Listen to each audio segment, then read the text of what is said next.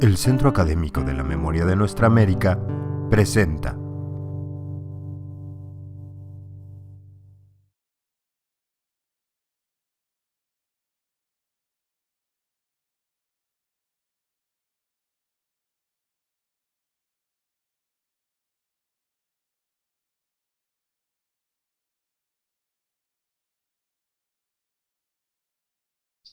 Yo más bien quería como reflexionar un poco y sí también decir, por supuesto, algo de lo que existe en México en torno a América Latina y por qué creo, ¿no?, que México es una muy buena opción para estudiar América Latina, ¿no? Estudiarlo desde aquí con documentación también que podemos localizar en México, ¿no?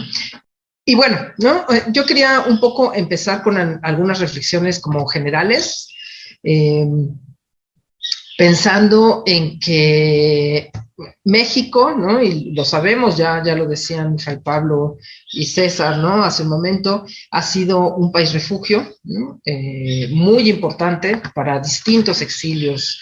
Y bueno, creo que no está de más recordar que el primer gran exilio que llegó a México, ¿no?, y al cual se le abrieron las puertas fue al español, ¿no?, al exilio republicano desde los años 30, y que, digo, no es América Latina, no son los archivos que ahorita queremos discutir, pero también decir que también hay grandes archivos, ¿no?, archivos de la palabra y muchos otros muy importantes en torno a la experiencia de los exiliados republicanos en México, ¿no? Y que también, por supuesto, hay un gran trabajo en torno a ello historiográfico, ¿no? No es lo que nos convoca aquí, pero creo que no hay que dejar de localizarlo porque también es importante, ¿no? Creo que eso como que nos da, por un lado, un panorama muy importante en torno al papel que México ha tenido, pues eso como país refugio, ¿no? Ya lo decía, primero como de los republicanos en los años 30 y luego de todos los exilios latinoamericanos a partir de finales de los años 60 y desde los años 70 en adelante, ¿no?, hasta estos grandes éxodos y exilios de los que nos acaban de hablar Pablo y César, ¿no? Entonces, creo que eso por un lado, ¿no?, tenemos como varias cuestiones. Tenemos por un lado el papel de México como país refugio y que creo que también es un papel que se ha estudiado bastante y que de todas maneras se puede seguir estudiando, ¿no?, para el cual hay muchos archivos.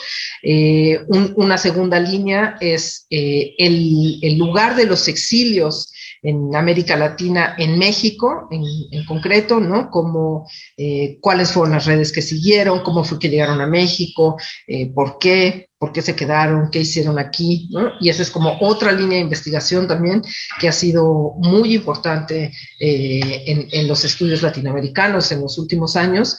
Y yo ahí también quisiera decir, ¿no? Con eso también luego diré un poco más, pero me gustaría insistir en que México tiene un lugar muy destacado en América Latina respecto a los estudios latinoamericanos, ¿no? Creo que eso es importante decirlo, creo que es importante también señalar que el Colegio de Estudios Latinoamericanos de la UNAM, ¿no?, y el posgrado de Estudios Latinoamericanos fueron creados, no, aunque soy historiadora, luego soy malísimo con las fechas, entonces no voy a decir exactamente hace cuántos años, pero ya son muchas décadas.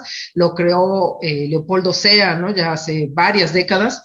Y entonces a partir de eso se ha conformado un trabajo muy importante de latinoamericanistas, ¿no?, que desde la licenciatura se dedican justamente a trabajar todos estos temas, ¿no? Entonces creo que México también es un país muy importante para el estudio de América Latina desde esta perspectiva, ¿no? Y me parecía interesante señalarlo justo en esta mesa que estamos teniendo, ¿no?, sobre archivos México, América Latina, ¿no?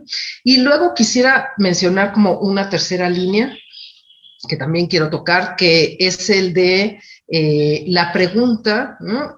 O sea, mucho de lo que hemos visto ahora, y creo que es muy interesante, y es también una línea, pero hay otra, es esta línea, ¿no?, respecto a los archivos que se han creado en México, ¿no?, para guardar, ¿no?, como la que ya nos describió maravillosamente, ¿no?, Pablo, en torno a los documentos existentes o a los archivos orales que se generan para hablar de los exilios. Pero, ¿no? Y esa no es la única línea importante de archivos en México respecto a América Latina, y también me gustaría insistir en la otra, ¿no? Que es la de archivos que llegan a México, ¿no? Desde otros lugares, ¿no? Aquí hay gente, me parece, de Camena, y no sé si van a participar o no, y si van a dedicarle un poco más de tiempo, pero bueno, me gustaría mencionar un poco, ¿no? Todo esto, y cómo es que finalmente, ¿por qué algunos militares, por qué algunos servicios de seguridad, y no solo en América Latina, eso lo sabemos, ¿no? En el mundo, no solamente guardan todos los documentos que dan prueba de la represión, sino que además los conservan, ¿no? La pregunta de por qué nunca se quemaron esos archivos es muy importante. Nunca lo tenemos claro, porque se han hecho pocos trabajos directamente con los represores también para preguntarles estas cuestiones, pero muchas veces, ¿no? Y eso se sabe desde la Segunda Guerra Mundial, se mantienen justamente para que uno pueda quitarse, digamos, la responsabilidad, ¿no? Decir que fue alguien más en otro grado quien era responsable por toda esa represión. Y por lo que quería mencionar esto es porque muchas veces, y aunque se conservan, estos archivos, ¿no? Los archivos de la represión, como se le ha llamado en otros lugares, pues son difíciles de localizar, pero además también a veces puede ser difícil su consulta, ¿no? Y creo que en ese sentido un archivo fundamental que se encuentra en México es el archivo que hoy está en Camena, y que es el llamado Archivo del Terror, ¿no? Que fue localizado a principios de los años 90 en Paraguay, ¿no? Este archivo que contenía pues una gran cantidad de documentos y de pruebas en torno a la creación del Plan Cóndor, este plan que incluía a varios países de la región, en su momento incluso incluyó a Nicaragua, ¿no? Antes de la llegada de los sandinistas, Bolivia, Chile, Argentina, Uruguay, Brasil, Paraguay, en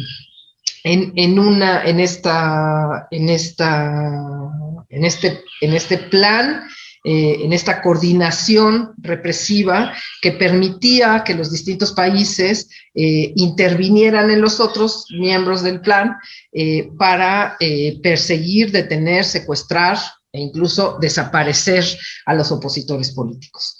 Entonces, hay un investigador, ¿no? Muy importante, que se dedicó, ¿no? Durante años, ¿no? A localizar este archivo, ¿no? Martín Almada, este archivo del terror, que sabía que existía, ¿no? Sabía su existencia, y entonces estuvo como localizando a lo largo de muchos años su posible ubicación, ¿no? Finalmente logró encontrarlo, y fue así, ¿no? Como en Asunción, ¿no? En Lambaré, lograron localizar el archivo en una casona llena de millones de documentos, millones de hojas, ¿no? En donde por primera vez se pudo encontrar documentos que confirmaban la existencia del Plan Cóndor, ¿no? Este Plan Cóndor que hoy para nosotros es una evidencia, que sabemos que existió, pero que todavía a principios de los años 90 solamente se conocía de su existencia por los testimonios orales que daban quienes habían vivido ¿no? el exterminio, quienes habían vivido la persecución, ¿no? Pero este archivo nos permitió conocer de su existencia. Y creo que lo más importante para lo que estamos hablando, por supuesto, es que se hizo una copia de ese archivo, y esa copia la tiene Camena, ¿no? Hasta donde entiendo, no se puede consultar, pero digo, dado que ellos están aquí, quizá ellos podrán hablar un poco más de él, ¿no? No se pueden consultar en internet, porque hay restricciones internacionales que lo impiden, ¿no? Pero bueno, está en acceso, y ahí, por supuesto, ese es un archivo fundamental para estudiar los años 70 y la persecución política en el Cono Sur particularmente, ¿no? En América Latina. Es un archivo vital para todos nosotros, ¿no? Y luego de eso también me gustaría mencionar, ¿no? Esto que decíamos de los exiliados, y con eso voy a ir cerrando, pues México, ¿no? A partir de los años, fines de los 60, ¿no? Mantuvo lo que algunos hemos denominado como política de paradoja, ¿no? Porque, por un lado, recibía a exiliados, recibía a opositores políticos que venían de América Latina. Hoy también se sabe, ¿no? Que se les espiaba, ¿no? Justo Pablo Yankelevich ha estado trabajando muchísimo cómo el gobierno mexicano no solamente apoyaba a los exiliados, sino que además los estaba espiando, ¿no? Entonces, que esa amabilidad del gobierno mexicano no siempre era tal, ¿no? Y por otro lado, ¿no? En esa política paradójica, México perseguía a los opositores mexicanos, ¿no? Esos mismos izquierdistas, ¿no? Comunistas, eran perseguidos, asesinados y desaparecidos en México, ¿no? Y lo interesante también de esto es que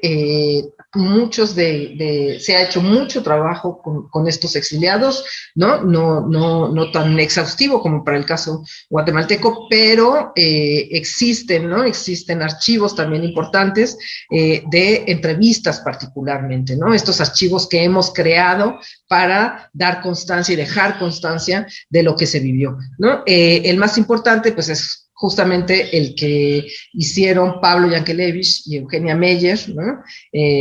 Respecto a argentinos, uruguayos, chilenos, que vivieron aquí y que, bueno, ahora están en este llamado Archivo de la Palabra en la UNAM, ¿no? Ahí pueden ser también consultados. Entonces, creo que, ¿no? Como para ir cerrando, tenemos un universo vastísimo, muy amplio de archivos documentales, fotográficos y también, por supuesto, orales para poder hacer la historia. Y bueno, no hay que olvidar que en Camela también está el archivo Gregorio Seltzer, ¿no? Que es fundamental, que él se dedicó a hacer recortes, ¿no? De periódicos para seguir la vida política latinoamericana durante varias décadas, ¿no? Entonces, todos esos archivos, todas estas opciones, pues permiten no solamente a los investigadores ya consagrados, ¿no? Sino también, por supuesto, a los estudiantes, ¿no? Que es a los que hay que animar, ¿no? Yo siempre les digo a mis alumnos, justamente en latinoamericanos, que ahí están todos esos archivos para que ellos se lancen un chapuzón y encuentren cosas, pues que, ¿no? Entre esos millones de documentos, seguramente todavía no hemos podido localizar, ¿no? Y simplemente cierro, ¿no? Recordando que Gustavo Díaz Ordaz dio asilo político a miembros del movimiento estudiantil de 1968 en Brasil, ¿no? A unos meses de la masacre en Tlatelolco, ¿no? Entonces, con esta política de paradoja, México ha llegado a tener, pues, un archivo enorme respecto a América Latina. Muchísimas gracias. Si podrías contarnos sobre otros archivos personales que conozcas sobre América Latina que no estén bajo resguardo de Camena o de la Secretaría de Relaciones Exteriores y que den cuenta de los exilios en América Latina. Bueno, en realidad creo que el más importante es este que ya mencionaba, ¿no? Antes sobre el archivo que existe, ¿no? De historia oral sobre los exilios latinoamericanos. Archivo de la Palabra. Ajá, el archivo de la palabra, ¿no? Que, bueno, de todos los exiliados latinoamericanos que vivieron en México en la década de 1970-1980 y que, como dije, bueno, fue coordinado por Eugenia Meyer y Pablo Yankelevich. Lo hicieron básicamente en los años 90 del siglo pasado en la UNAM, ¿no? Son más de 100 entrevistas, ¿no? Que están organizadas, ¿no? Como decías, Francisco, en el archivo de la palabra de la UNAM, ¿no? Que es, bueno, pues una de las bases empíricas y de entrevistas más importantes que tenemos en México, ¿no? Yo creo que ese es probablemente el más importante.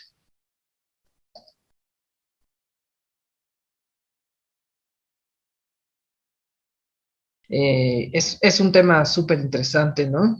Bah, nada más uno que está en él, ¿no? Pero no, creo que realmente yo insistiría en lo que dije, ¿no? Como desde el principio, en que México de verdad es un lugar importante para estudiar América Latina, desde América Latina, hay que decirlo, ¿no? Porque por supuesto hay muchos otros lugares en Europa, Estados Unidos, desde los cuales se estudia con ahínco, interés América Latina, pero creo que desde América Latina, pues México es uno de ellos y que justo todos estos archivos de los que hemos estado hablando, pues dan cuenta también de las posibilidades que se pueden tener, ¿no? Para este estudio.